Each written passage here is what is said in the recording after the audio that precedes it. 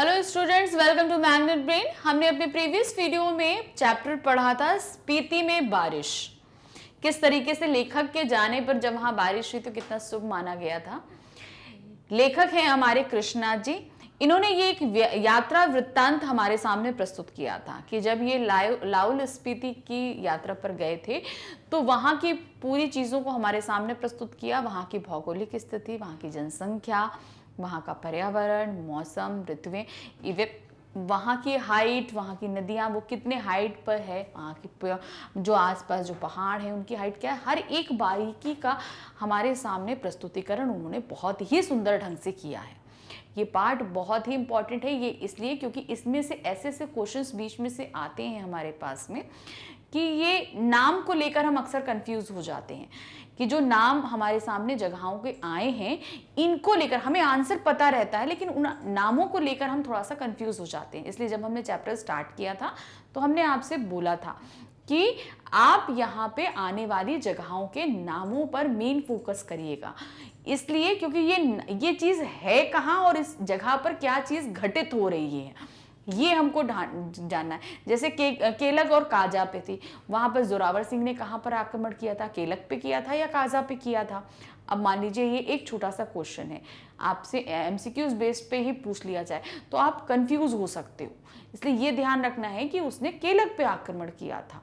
तो ये चीज़ें थोड़ा सा आपको कंफ्यूज करेंगी, इसलिए जगहों पर मेन फोकस किया करिएगा।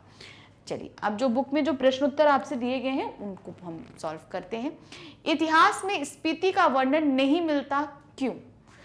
वो इसलिए क्योंकि यहाँ की भौगोलिक स्थिति इतनी जटिल है, इतनी दुर्गम है कि वहां पे पहुंचना जाना तो वहाँ पे मुश्किल है। यहाँ पे दर्रे इतने ऊंचे ऊंचे इतने हैं कि आप वहाँ पे पहुँचना मुश्किल है, इसलिए यहाँ पर इतिहासकारों की नज़र बहुत ही कम गई, बहुत कम ही लोग गए, इसलिए यहाँ का वर्णन बहुत ही कम है। तो इसको ऐसे लिखेंगे, ऊंचे दर्रों और कठिन रास्तों के कारण इतिहास में स्पीति का वर्णन कम रहा है। अलंग भूगोल यहाँ के इतिहास का एक बड़ा कारक है, यानी कि इसको लांघ ना पाना, यहाँ को लांघ ना पाने वाला भूगोल। अलंग मतलब आप यहाँ के भूगोल को लांघ नहीं सकते, इसलिए ये इस इतिहास में नहीं आ पाया, हमारे इतिहास में ये ज्यादा नहीं आ पाया। यहाँ आवागमन के साधन नहीं है, यह पर्वत श्रेणियों से घिरा हुआ, साल में 8-9 महीने बर्फ रहती है तथा यह क्षेत्र शेष संसार से कटा रहता है। जब 8-9 महीने यहाँ बर्फ रहती है तो ये बाकी सभी क्षेत्रों से कट जाता है। कठिनता से 3-4 महीने बसंत ऋतु आती है। इतने कम समय में स्पीति का जनजीवन सामान्य नहीं हो पाता। यह क्षेत्र ऐतिहासिक दृष्टि से उपेक्षित रहा है, इसीलिए कहा जा सकता है कि मानवीय गतिविधियों के अभाव में वहां इतिहास का निर्माण नहीं हो पाया। ऐतिहासिक दृष्टि से मतलब इतिहास में वहां पे कुछ हो ही नहीं पाया, क्योंकि भूगोल, भाई आज इतने संसाधन होते हुए भी वहां पहुंचना मुश्किल है, तो सोचिए उस समय में जब इतने संसाधन नहीं थे, जब इतिहास हमारा लिखा जा सकता था, तो जब लोग वहां पे उस संसाधन नहीं थे तो उस समय वहां पे पहुंचना कितना मुश्किल था। तो लोग जब वहां पहुंचे ही नहीं तो इतिहास का निर्माण कैसे होगा, कोई घटना कैसे घटेगी। तो इसलिए ये इतिहास से में एकदम ही बहुत कम ही जगह पर आया है। क्वेश्चन नंबर 2 है, स्पीति के लोग जीवन यापन के लिए किन कठिनाइयों का सामना करते हैं?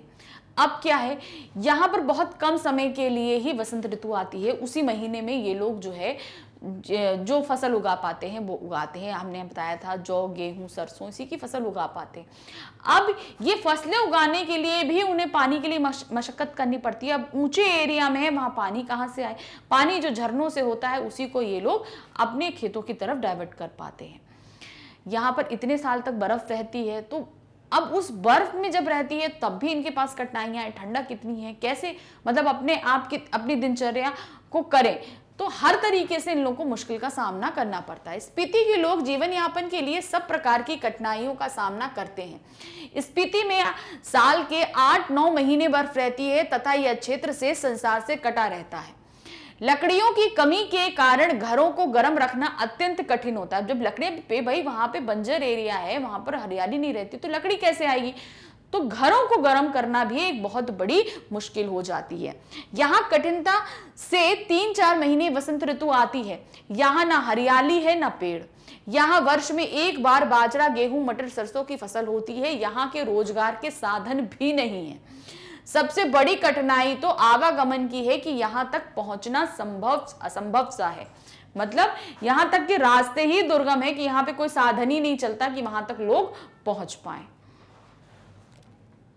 क्वेश्चन नंबर 3 है, लेखक माने श्रेणी का नाम बौद्धों के माने मंत्र के नाम पर करने के पक्ष में क्यों है? उन्होंने बोला ना कि वो मंत्री के नाम पे था, लेकिन वो बौद्धों के नाम से क्यों करना चाहती? क्योंकि वहां अधिकतर बौद्ध मठ रहे, लोग वहां पर अधिकतर इसी धर्म को मानते हैं।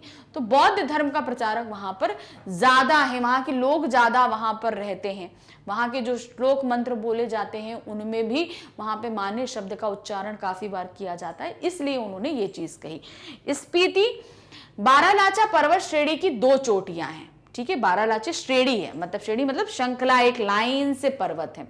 अब ये जो पर्वत है इनमें क्या है, 2 चोटियां हैं, मतलब 2 काफी ऊंची चोटियां हैं।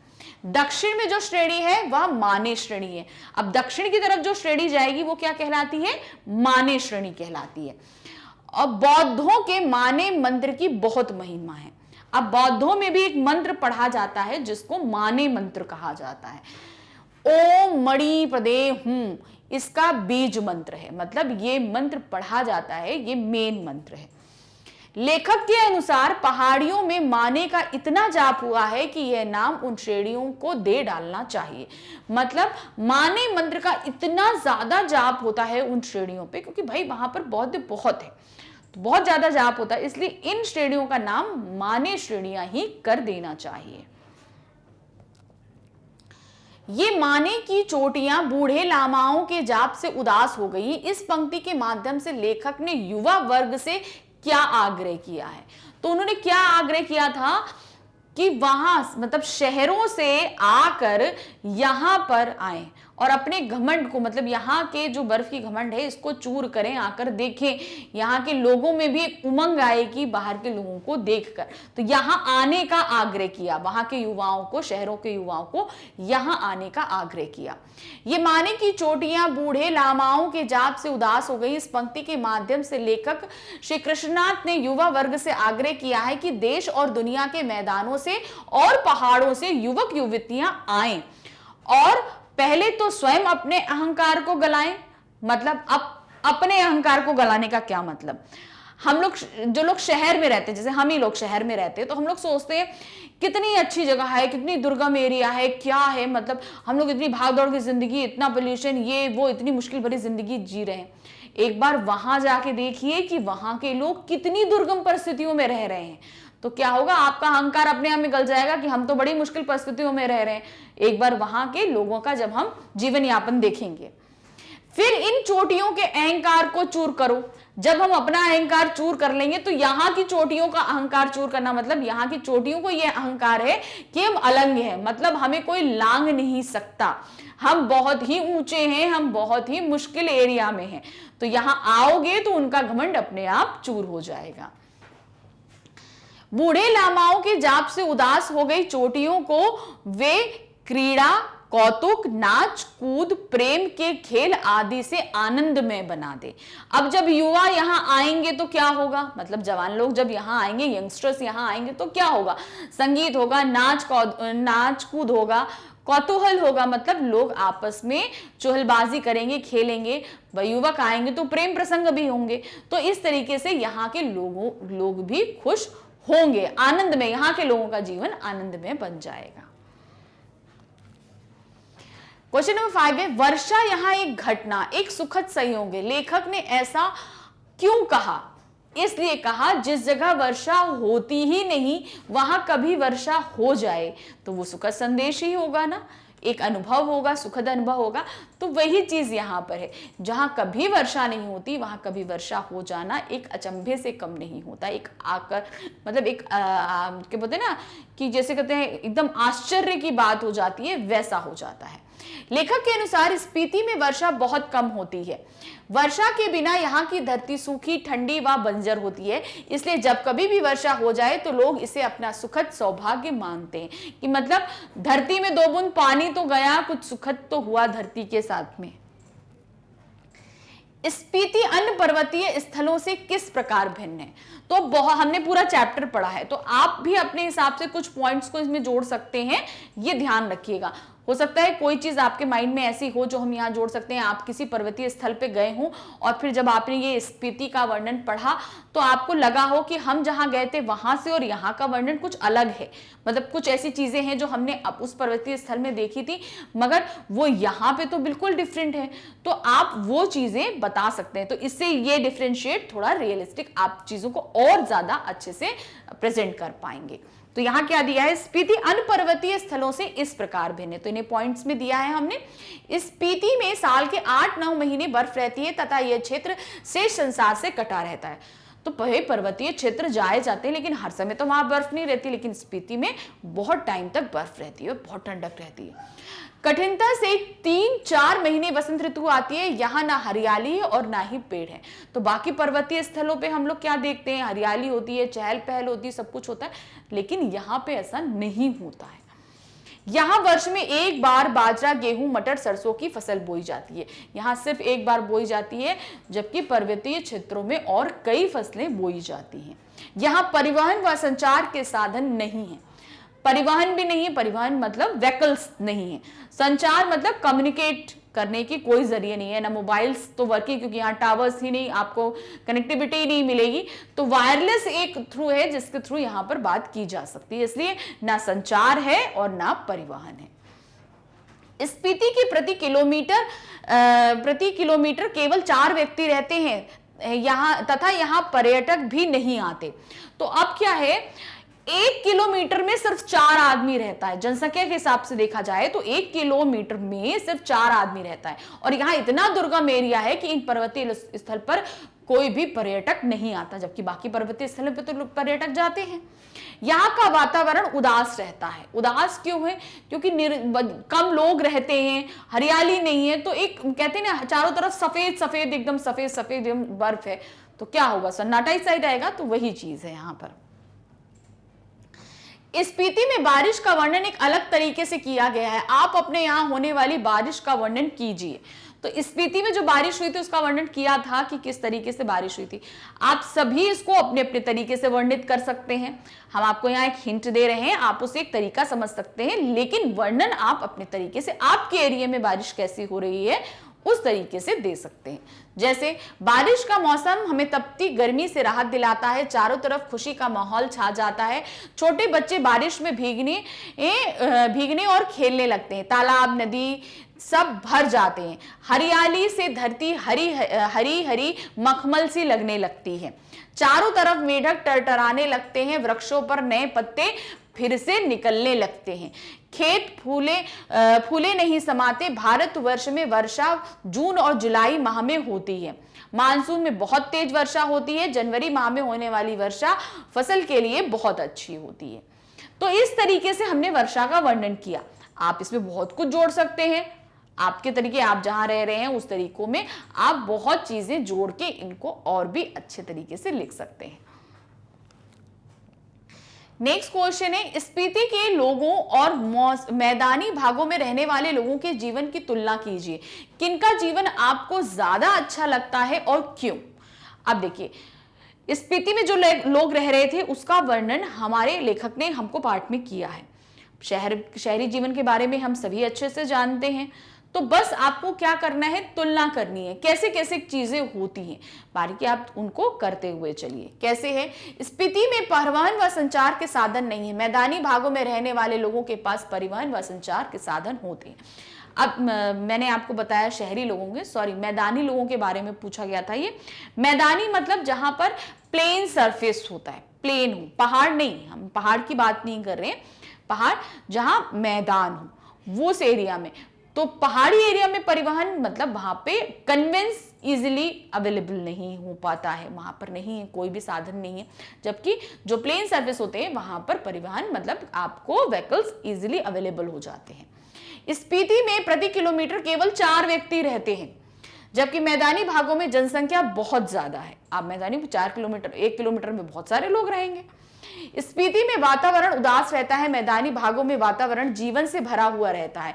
इन सब कारणों से मुझे मैदानी भागों में रहने वाले लोगों का जीवन ज्यादा अच्छा लगता है, क्योंकि यहाँ जीवन सहज गति से चलता है।